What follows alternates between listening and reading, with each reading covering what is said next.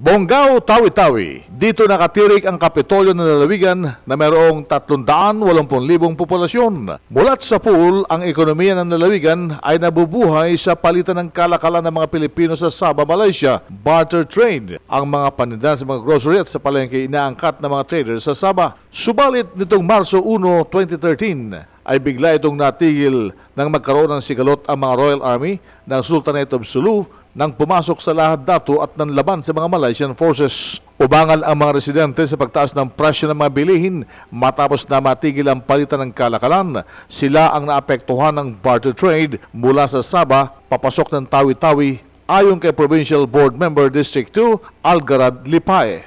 Not only the traders, even the constituents of the Tawi-Tawi, of the Tawi-Tawians, affected po. Kasi kumukuha po kami ng mga supply, especially on rice, basta food stop, lahat po ng food stop, sa Sabah kami nagde-defend. Kasi compared to the Philippine price, like for example, the 25 kilos of Philippine rice 7 tons is worth 1,200 in Zamboanga. While here in Tawi-Tawi, Sabah rice is only 690. So nung pag-start ng stand-up of Sabah, lahat ng mga nag-increase to 720. Samantala, ang lalawigan ng Basilan na mas malapit sa Zamboanga City ay hindi naapektuhan sa pagtaas ng mga pangunahing bilihin sapagkat hindi naman sila diretsyang umaangkat ng mga bilihin sa Sabah ayon kay Basilan Provincial Administrator Tahira Ismael. Yep. Naapektuhan. Although kung titingnan natin hindi masyado or hindi siya gaano naapektuhan gawa nga na malayo siya sa Sabah. Kung sa lalawigan ng Basilan ay minimal lamang ang epekto sa mga traders ng matigil ang barter trade, hindi ito naramdaman sa lungsod ng Zamboanga ayon sa mga traders na nakapwesto sa barter trade market sa Canalal Street tulad ng Ginoong Friend na 30 taon nang nagtitinda. Sinabi nito na marami pa silang stock, ikalawa may mga nakakarating pang legal na epekto sa kanilang mga tindahan. Kasi mayroon din biyahe pero pakunti-kunti na lang.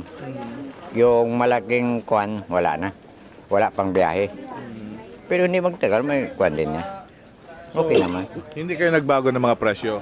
Ay, hindi pa. Wala pa. Parehas din. Kasi yung mga stock ninyo, ito pa yung mga nauna na hindi pa nagkakagulo. Pero mayroon din yung, tulad kahapon, mayroon din dumating. Pero maliit na kwan. Maliit lang, oo.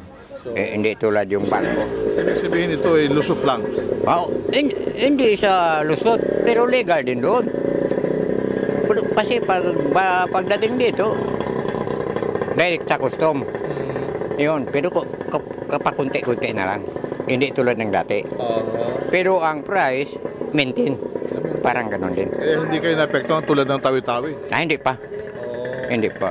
Ewan ko sa mga sasunod na araw. Mula nang pumutok ang sigalot sa Lahad Datu, Sabah ay umaabot na sa 3,500 Pilipino ang umalis doon at ang lalawigan ng Tawi-Tawi, partikular ang Taganak Island, ang unang sumasalo sa mga displaced person mula sa Sabah. Ang bilang ng mga displaced persons ay patuloy na dumadami, pahayag ni Tawi-Tawi DSWD Director Hania Ali Akbar. Sinabi pa nito na ang karamihan sa mga dumating ay nanggaling mula sa Sandakan, Sabah. Merong ang galing Sandakan, merong Sempurna, merong lahat dato. Opo. Ano po mga kwento nila sa inyo, ma'am? Yun, parang ginusto na nilang umalis muna kasi baka di nila alam kung anong susunod na desisyon galing sa Malaysian authorities. Tiniyak naman ito na may sapat na tulong ang gobyerno para sa kanila. So far full naman ang suporta ng ating government sa kanilang needs. Kasunod nito ay umapila ang Tawi-Tawi Provincial Administrator Kadiri Sahali sa national government na gawin ang lahat ng avenue para maibalik sa normal ang sitwasyon ng ugnayan ng mga Filipino traders sa Sabah. Yan po ang sentimento ng 5 gobernador ng ERMM. Minsan po kinausap na nila si Pinoy na kung maaari sino man sa kanila ay sana payagang makapunta doon. Inamin nito na nagmatigas ang Malaysian government sa panawagan ng Pilipinas at hindi pinayagan ng mga barko ng Philippine Navy na makapasok sa baybayin dagat ng Sabah para maiuwi ang mga Pilipino doon na natatakot na mapag-initan ng mga Malaysian authority. Ginawa na po natin yan. In fact, may 2 naval boat tayo naka-standby sa Sibuto nung araw para po kunin yung mga kababayan natin doon. Kaya lang, ayaw talagang payagan makadak doon. No? Ang mga naiwang puwersa ng Royal Army ng Sultanate of Sulu na pinumunuan ni Raja Muda ay wala umanong pagpipilian kundi ang lumaban hanggang kamatayan sa mga tropa ng Malaysia sa Sabah. Ito ang mga kwentong pinarating sa mga opisyalis ng Tawi-Tawi ng ilang mga nakabalik na Royal Army ng Sultanate of Sulu. Sinabi nila na hindi susuko ang grupo ni Raja Muda bagkus sa ilalaban dahil sa hindi na sila nabigyan ng pagkakataon makabalik pa sa Sulu ng mga humahabol na tropa ng Malaysia.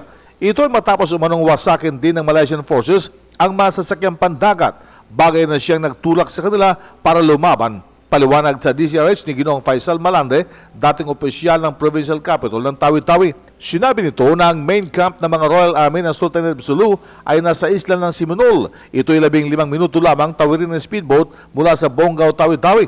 Dito nagsasanay ang mga Royal Army mula pa noong taong 2001. Sinabi pa ni Faisal Malande na bago mangyari ang sigalot ay labas-masok ang mga Pilipino sa Sabah mula sa isla ng Taganak, Simunul, Sitangkay at mismong sa Bonggao, Tawi-Tawi. The training camp, the Sultanate camp, is based in Simunul, and this was established way back 2001. Now, thinking the people did not ask about whether this is legal or not legal, because it's a big force nagte-training doon. But all these years, andun lang sila. 2001. So, andun lang nandyan ang camp, ang nakalagay pa doon sa Sultanate of Sulu, ganun. So, all the course of the years, hindi naman natatakot ang mga tao kasi sabi nila, hindi namin alam kung is this, who is behind this, is it allowed by the government or not. So, hindi pero before the intrusion to Sabah, nang bigla dumating sa Simunul, about a few days before the intrusion to Sabah, may biglang dumating na a group of around 300 men. So, medyo na-apprehend apprehension ng mga tao. Apprehensive ang mga tao. Bakit ganun karami ng tao dumating? Hindi naman sila armado. Hindi naman sila dumating sa Simunul. So, ang tao lang they were speculate why this expected na big number dumating dito. And then, hindi matagal, a few days after, nag-happen na yung sa intrusion sa Sabah. So, that as far as we in Simunul learn about this. Pero all these years, hindi sila nagkaroon ng courage ng pumunta sa Sabah. Ito lang.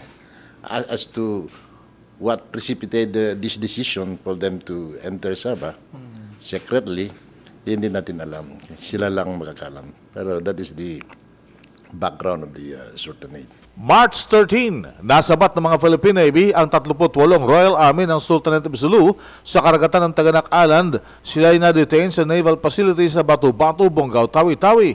Ayon sa report, tumakas ang mga ito mula sa Sabah. March 18, nakasabay ng aming grupo ang team ng Public Attorney's Office na pinangunahan ni Attorney Persida Acosta na tumutulong sa Kiram family. Ayon kay Dr. Erwin Erfe, ang Chief ng Medical Forensic Team ng Public Attorney's Office, ang 38 Royal Army ay may mga vitamins deficiency. Marami sa kanila merong vitamin deficiency, malnourished, at saka may mga skin diseases. Mukhang may mga rashes sila sa kamay at saka sa paa at saka sa buong katawan. Most of them puro ganun lang ang problema at saka hypertension.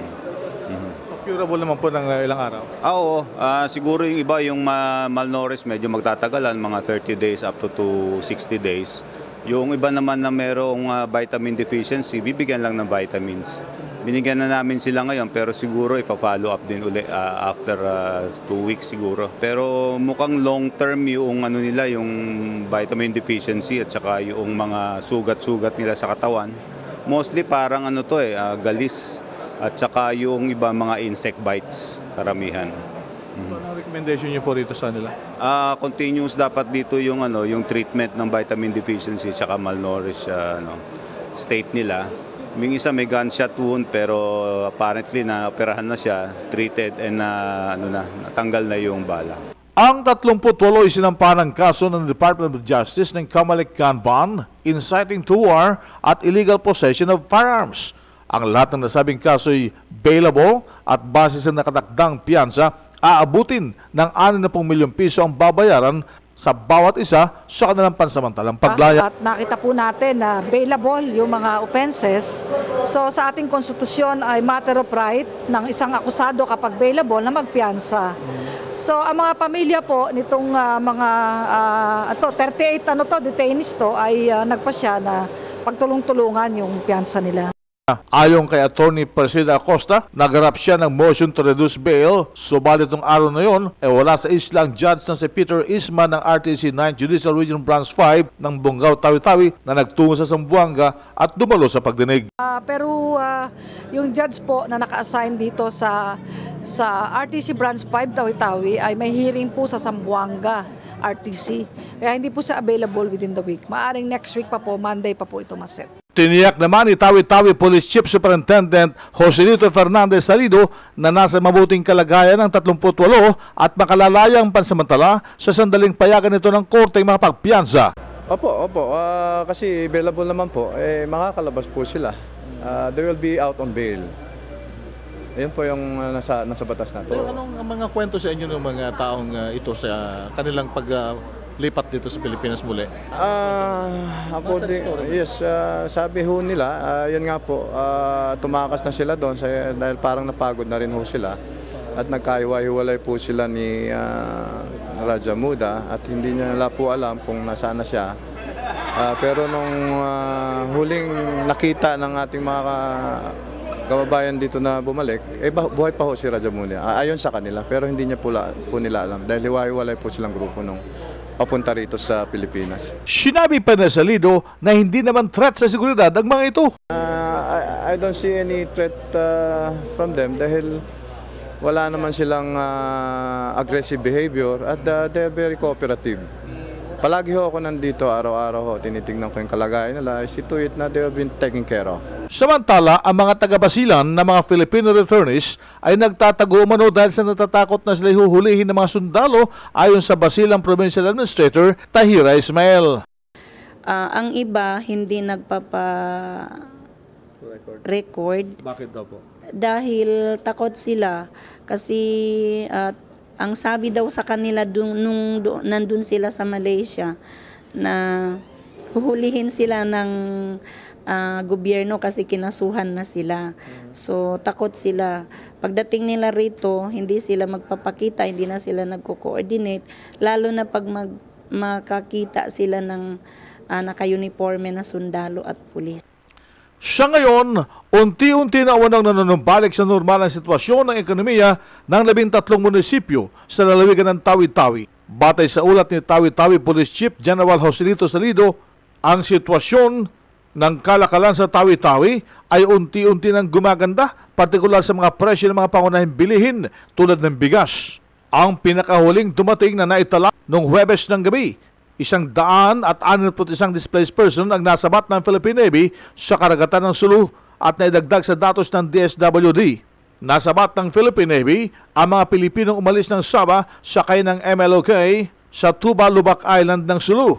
Alas 10 ng gabi, dinala sila sa Crisis Management Committee sa lalawigan ng Sulu at naisagawa ang proseso ng DSWD sa bawat isa. Ayon sa pahayag ng isang Pilipino nang galing sa Kota, Kinabalu, pinaigting ng Malaysian Police ang kanilang operasyon laban sa mga undocumented Filipino workers. Ayon pa sa kanya, ipatutupad ng Malaysia ang operasi, kung kaya't inaasang sa masusunod pang mga araw ay marami pang mga Pilipino ang maglalayag pabalik sa Tawi-Tawi. Yan ang DCRH News Special Report sa Tawi-Tawi, Zamboanga, Basilan. Kasama sina Jaime Laude ng Philippine Star at Carmela Ponbuena ng Rappler.com. Ito si RH911, naglilingkod sa pagbabalita.